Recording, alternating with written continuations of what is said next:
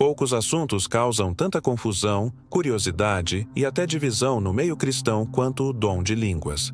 Muitos têm dúvidas sinceras. Falar em línguas é para todos?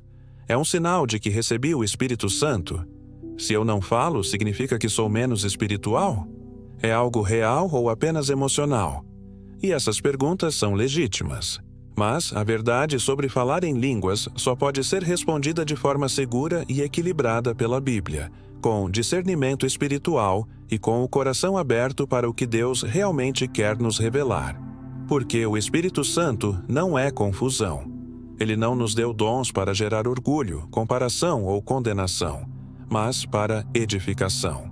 Então, hoje, com temor, vamos mergulhar no que a palavra diz, e não no que achismos, tradições ou experiências isoladas tentam impor.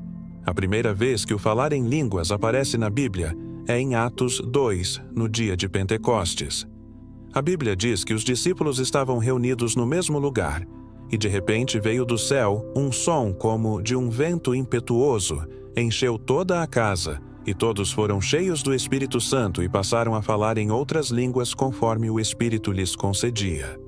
E é importante notar que essas línguas eram compreendidas por pessoas de diferentes nações. Ou seja, ali o dom foi uma capacitação sobrenatural para anunciar o Evangelho em idiomas estrangeiros. Isso já nos mostra que o dom de línguas não é algo caótico ou sem propósito.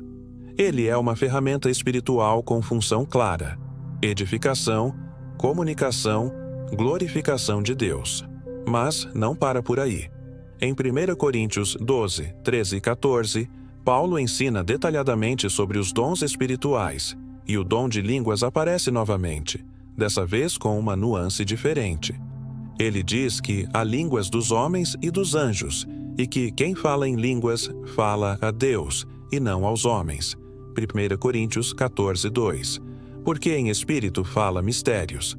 Aqui, Paulo está se referindo ao dom de línguas como uma linguagem espiritual, usada em oração, adoração ou intercessão, algo que edifica o próprio espírito de quem fala.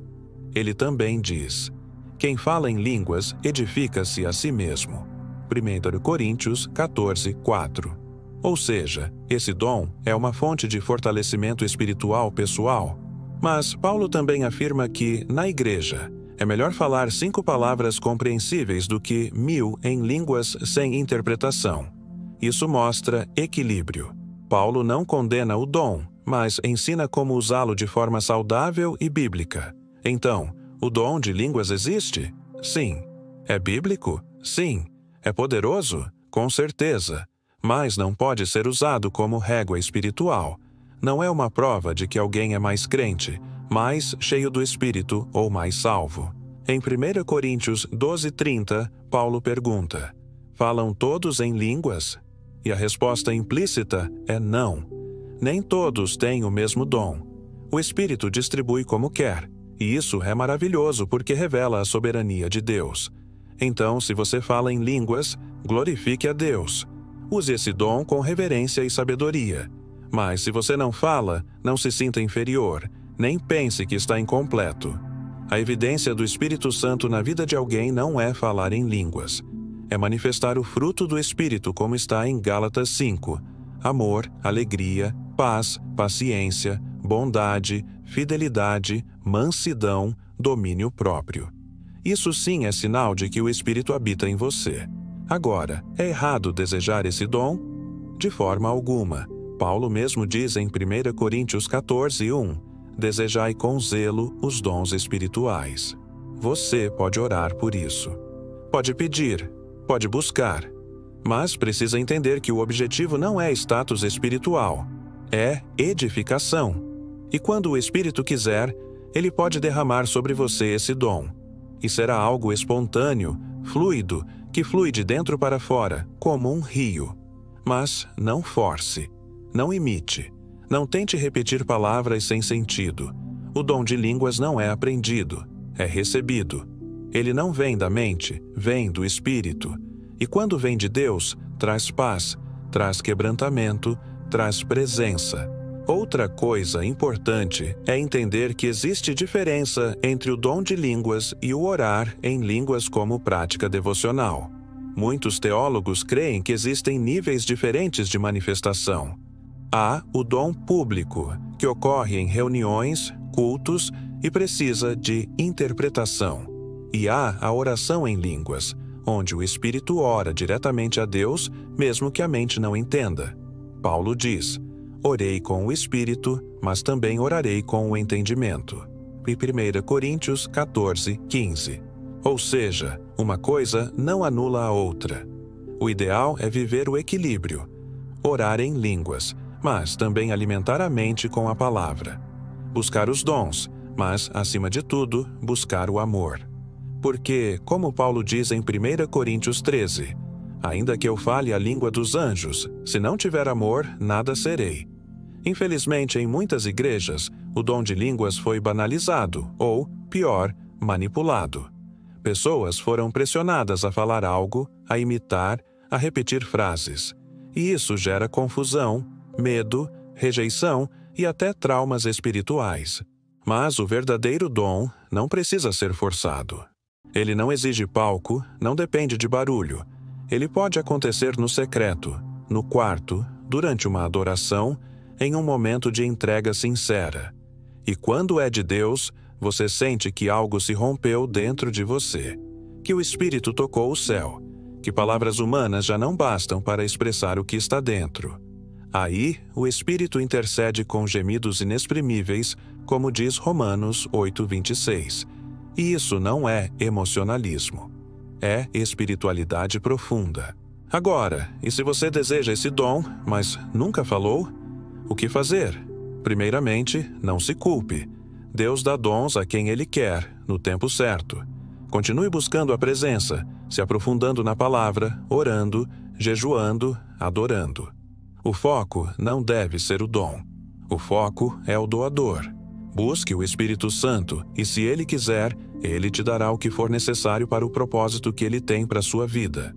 E se você nunca falar em línguas, ainda assim poderá ser cheio do Espírito, viver milagres, ter discernimento, operar em outros dons. Porque o corpo de Cristo é feito de diversidade. Nem todos são olho, nem todos são mão, nem todos são boca. Mas todos são importantes, todos são úteis, todos são chamados a viver em plenitude espiritual. Agora, se você já fala em línguas, cuide para que isso não se torne vaidade. Não use isso para impressionar ou se sentir superior. Use para edificar. Ore com sabedoria. Ensine com equilíbrio. E principalmente manifeste o fruto do Espírito.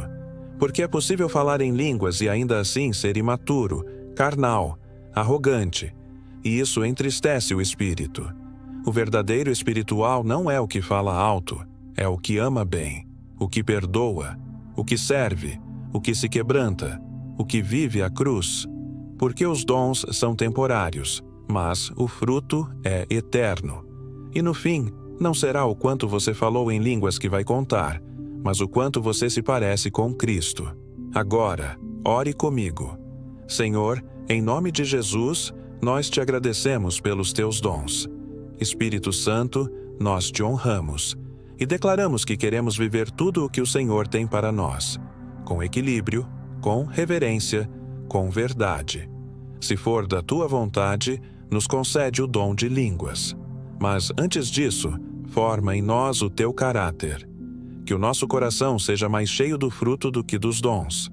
Que a nossa busca seja por intimidade e não por aparência. Nos livra da comparação, do orgulho, do medo, da confusão. Que sejamos vasos cheios de amor, verdade, graça e sabedoria.